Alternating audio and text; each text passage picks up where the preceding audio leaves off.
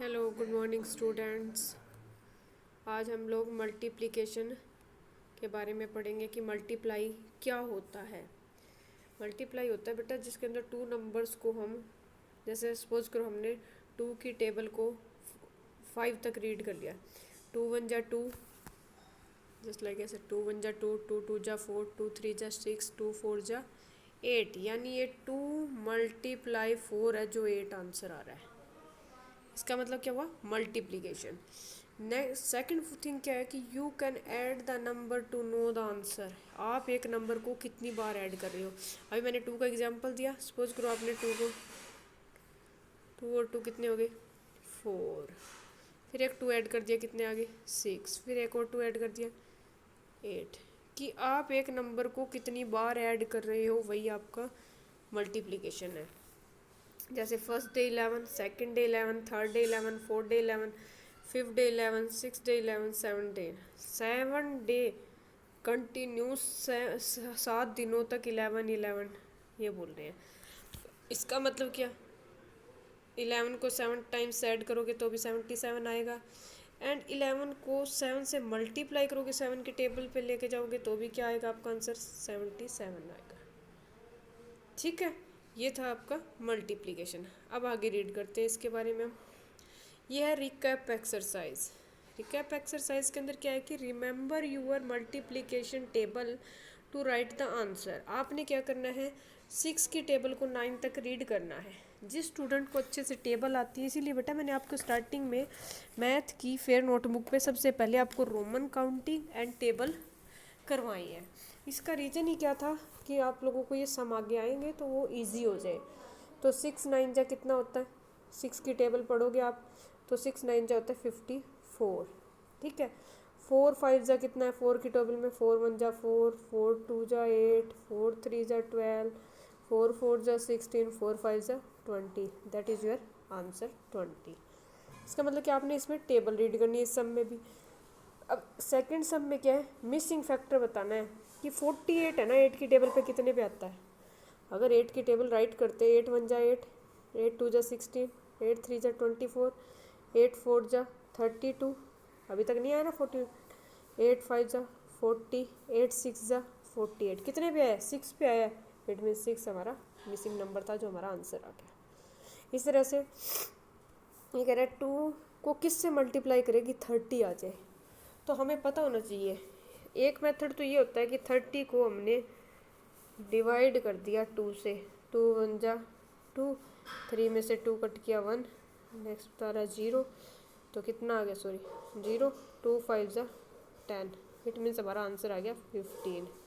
ये तो तब होता है बेटा जब हमारे को डिवाइड मल्टीप्लाई आती हो तो आगे डिवाइड करने के लिए।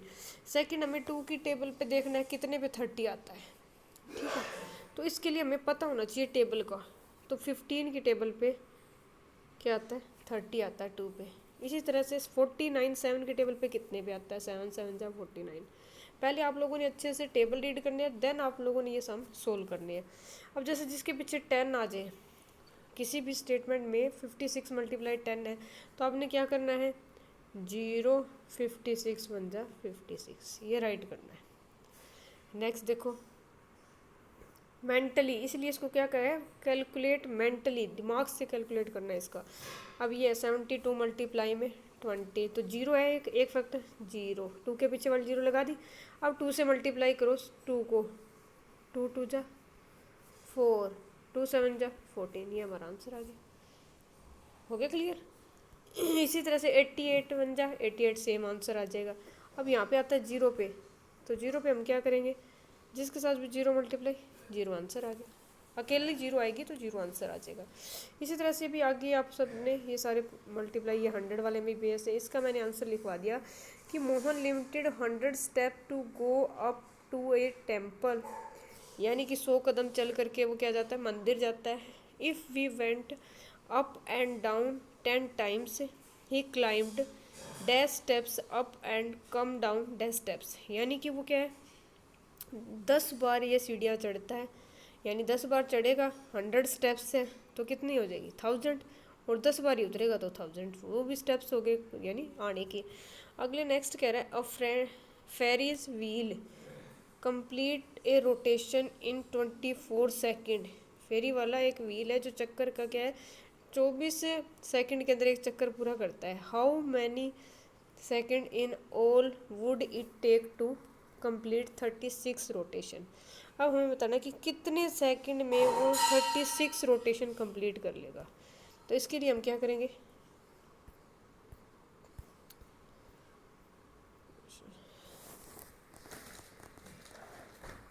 इसके लिए आप लोग सबसे पहले क्या लिखोगे, वन रोटेशन सॉरी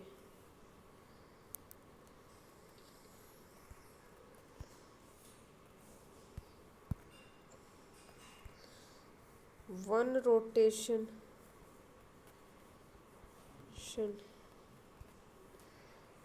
यहाँ पे लिखते हैं वन रोटेशन कितना हो जाएगा 24 सेकंड का हमें बता रखा है। तो 36 रोटेशन कितने का हो जाएगा 24 मल्टीप्लाई 36, जो आंसर आएगा वो आएगा 864 सेकेंड। ये आपका आंसर आ गया। ये तो थी आपकी रिकैप एक्सरसाइज जो बिल्कुल ईजी और बुक में ही करनी है। सिर्फ ये वाला क्वेश्चन है जो आपने नोटबुक पे करना है, फेयर नोटबुक पे। हो गया। नेक्स्ट है 4.1 एक्सरसाइज। अब आपकी मेन एक्सरसाइज शुरू होती है। इसमें भी देखो थर्ड क्लास में किए हुए ना मल्टीप्लाई वाले सम, वही सम है। आपने यहाँ 4 की टेबल 5 तक रीड करनी है, फेयर नोटबुक पे करने है, इस पर नहीं करने ये सम क्योंकि हमारे पास इतना स्पेस नहीं है। 4 5 जा 75, 3 या 7 3 जा 21, 21 और 3 क्या हो गया 24, अगेन हमारा 2 आ गया।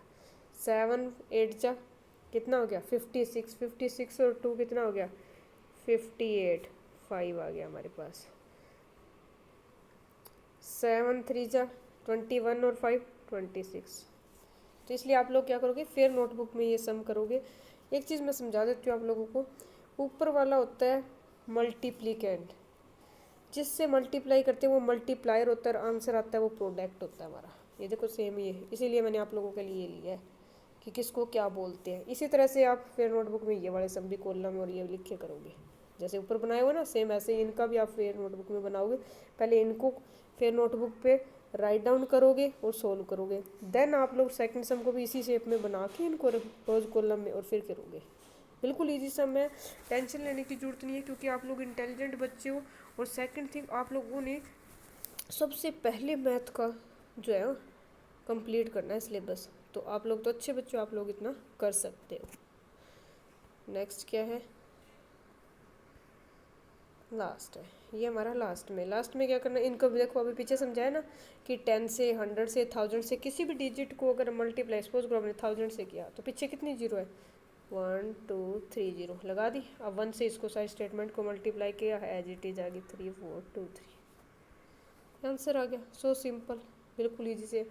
इन सम्स को बिल्कुल वैसे ही करना है, आप लोगों ने अपनी कॉपी में नोट करना है। फिर क्या करोगे आप कि 40 मल्टीप्लाई में 2 5 जा कितना होता है 10 हो गया, इक्वल टू में क्या लिखोगे 400, आंसर हो गया। इसके बाद आपका क्या आता है, ये वाला क्वेश्चन आता है 50, पहले स्टेटमेंट राइट डाउन कर दी, देन आपने क्या किया 2 और 50 का मल्टीप्लिकेशन, पहले 56 लिखा, फिर मल्टीप्लाई में 250 कितना होता है 100, आंसर क्या आ गया 5 6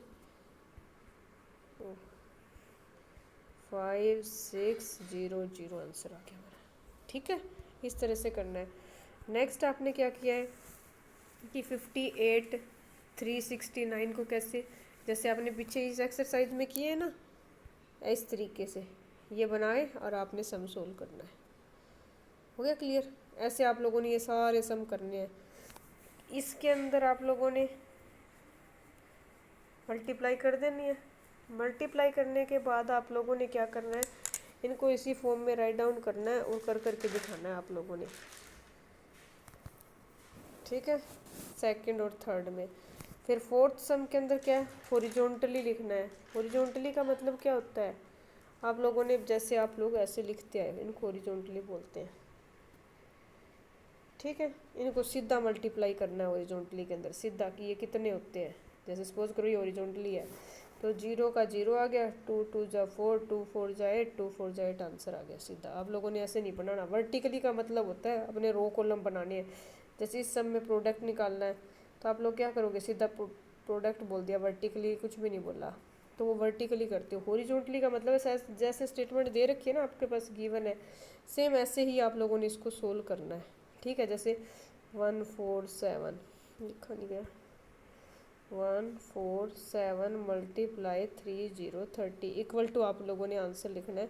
क्या लिखोगे आंसर इसका, 0 3 7 जा 21, 2 कैरी 3 4 जा 12 और 2 14, 1 3 1 जा 3 and 4, ये हमारा आंसर आ गया।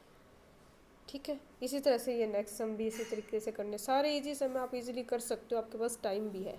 ठीक है, थैंक यू एंड हैव